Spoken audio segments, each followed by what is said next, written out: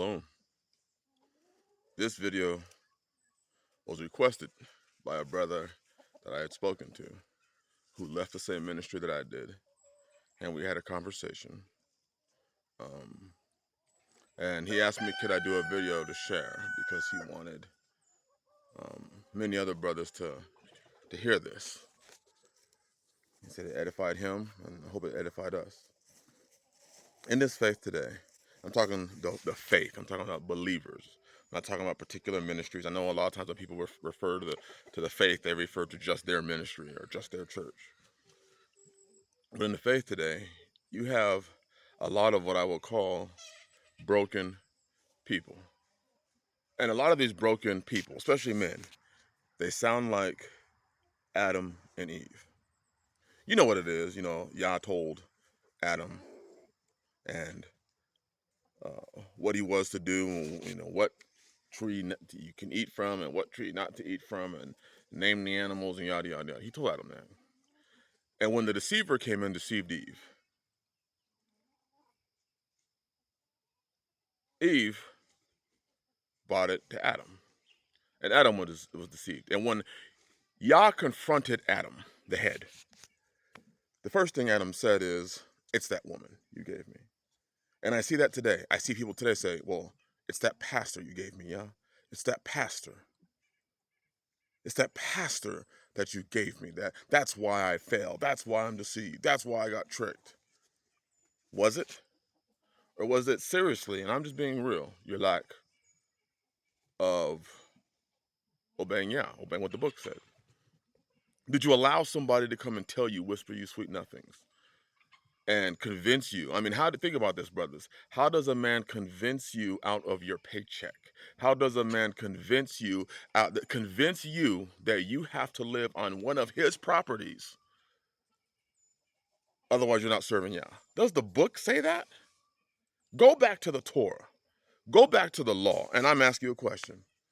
Where do you see in the law it says anything close to, and men considered nothing to be their own? I see direct possession in the Torah. I see a glimpse of all things in common, which is leave the edges of your field, grow your food and leave the edges of your field for the poor, or for the orphans, for the fatherless, for the widows, and for the strangers. That's what it says. That's a form of all things in common. I grow excess food so that any body that is an orphan, that is a widow, that is a stranger can eat. It didn't say give all my stuff away. We see that in the story of Zacchaeus, that Yahshua didn't say give all your stuff away. So how did you let somebody convince you to give up all your stuff? And here's the question. Is it the deceiver's fault, or is it the those that are deceived's fault? Let me ask you a question, another one.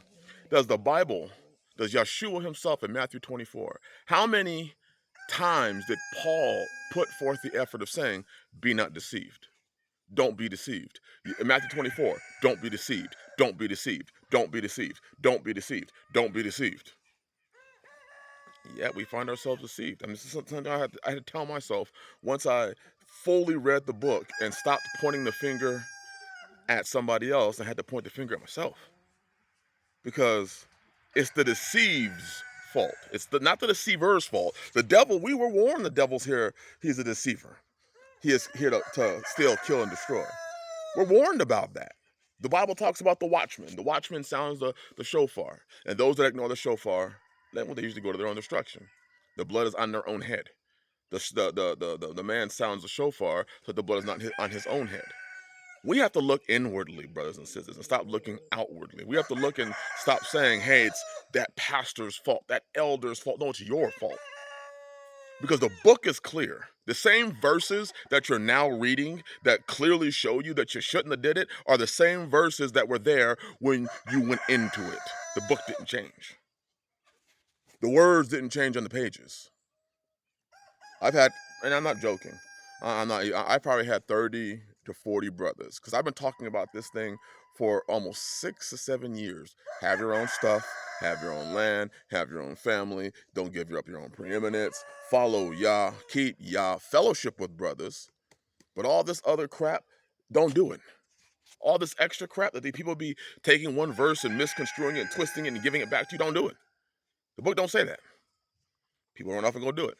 I've had brothers come to me and apologize over the past 6 years. I'm talking about probably 40, 50. I've probably been thanked by 20-ish brothers that said they were about to fall into that mess, but they found the channel and they were blessed by it. And they moved on. Some of them aren't even subbed to the channel anymore.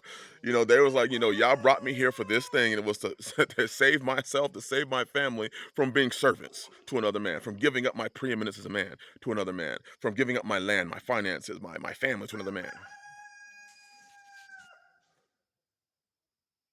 And I'm not, focusing it on me, but a lot of the same people today that are complaining are people that heard warnings. And when you heard a warning, when somebody warned you, hey, don't give up your shit to nobody else, you listen to the company line. He's wicked, he's pagan, he's this, he's that, he's selfish, he's selfish, he's selfish, he's selfish. And now you're starting to find out, hey, that person may have been a watchman, trying to watch over so he saw the sword coming and hoped that the people would listen and that destruction wouldn't fall upon their own head, and destruction fell upon their own head. Now everybody's out against, it's this pastor, it's this pastor, it's this pastor. No, bruhs, it's you. It's you. I've had single sisters come and thank me because they were single and they were about to run into that ministry, and many other ministries. There's another ministry I just heard about, another assembly I just heard about more. It's the same type of crap, same type of crap, same type of crap.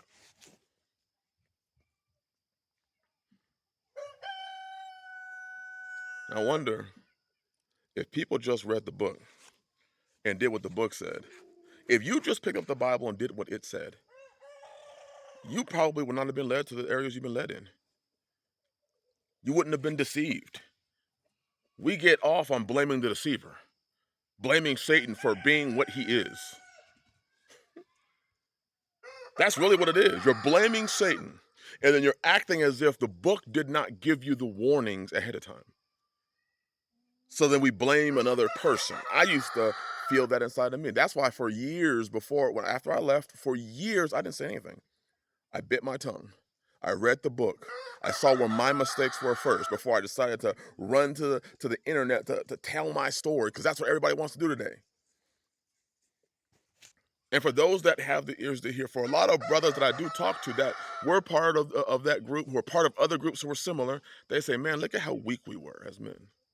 A man talked to us and showed us a couple verses in the Bible, and we were willing to, you know what? And one brother told me, he said, praise Yah, it happened now and not when these end times come. Because he said now, he was able to rebuild his life, and, he bought some land. He said, I praise y'all that it happened now because I was able to buy some land. I was able to see how weak I was. He said, but can you imagine if this thing happened in the end times, where you don't have the opportunity to rebuild yourself? See, a lot of brothers today have the opportunity to rebuild themselves. They have the opportunity to start over. You have the opportunity to get your family back. You have the opportunity to do the things y'all had you to do. And we're stuck trying to blame somebody for our decisions. We need to stand up as men. And I mean patriarchal, non-bullshit men. We need to stand up as men and say, hey, that's my bad. Hey, that shit's on me. That shit's on me. As a leader and as a head. Because we were warned to not be deceived. We were warned about it. We were warned. We have countless examples in the book of people that wanted to make personal gain of themselves. And while these people, we watch these so-called leaders build names for themselves, buy cars for themselves, buy mansions for themselves, build mansions for themselves, take preeminence over other men's houses, and we clap and clap and clap. And then when it happens to us, we have a problem. See, we saw the deception right in front of our faces and decided to do nothing about it. Nothing. We clapped our hands. And then when it happens to us, we find ourselves on the outside. Now we want to point the finger and say, oh, yeah, it's that pastor you gave me. Like I said, I look at this sort of stuff and I sympathize because I was there. But I took the time to understand where the fault actually was. And the fault is not actually on the deceiver. The fault's not actually on those that are wicked. The fault is not actually on the ones the fault is on us for reading that book and still making a decision. Still making a decision based on how that person was able to reach our feelings. How he was able to touch the religiousness, the emptiness, there was something there was a gap in us that he was able to feed into. That these leaders, that these men in the world feed into. Whether it be your lack of belonging, your lack of direction, your lack of vision, you don't know where the fuck you're going. So you cling on to somebody, and the person leads you. I mean, because you look at all the stuff that's been built, you have to realize that hey, it was your labor. The labor, if you build a system, it was your labor. It was your money. It was your time. It was your life that built that system. We have to look inwardly and say it was us that built it. Sure, we got tricked, but weren't we warned to not be tricked? Didn't Yahshua give us enough information? Didn't Yahshua give us enough insight? Doesn't the word give us enough that we could have looked at it and said, nah, I ain't doing that shit. When I made my decisions, I simply said, listen, I ain't doing that shit. I'm making my decision and I ain't doing that shit.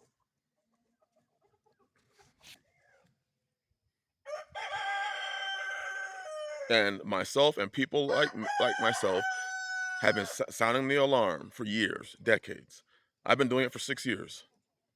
And it's sad to see so many people who have gone in after the trumpet's been sounded. Maybe they didn't hear, myself. Maybe they didn't hear others. But I guarantee you, most people heard at some point in time, saw some shit at some point in time, and decided to keep feeding it. You decide to not question. You decide to go against the book. You decide to let somebody deceive you. That's really where the problem lies. The problem lies not with what people are supposed to be. There were deceivers and liars. There was a whole synagogue of Satan. There was the Sadducees and the Pharisees.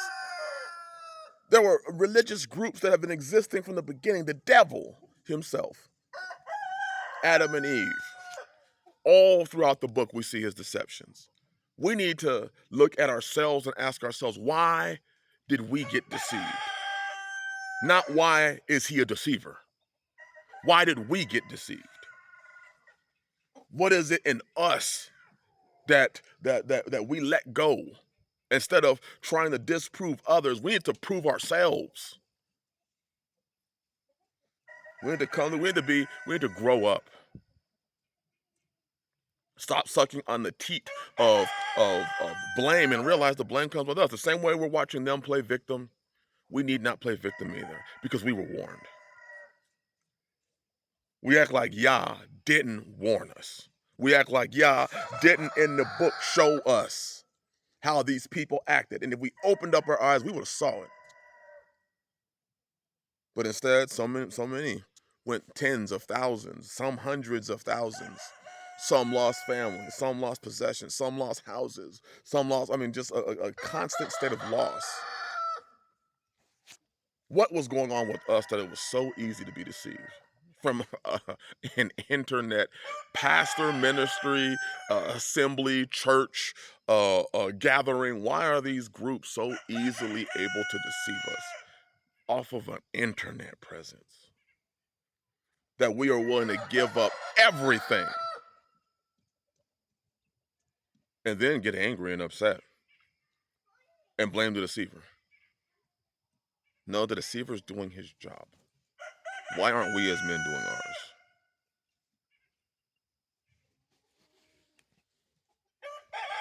Bless you. Hopefully it sets in. Hopefully we start looking inwardly and stop looking outwardly. Hopefully we look at ourselves, because if it happened once and we don't fix the shit, it'll happen again. And for many people, it's already happened again. You left Christianity. You gave your shit to somebody in Christianity. Then you come into the belief and to the faith, and then you gave your shit to somebody else, and you just walk through life, just continue to give your shit.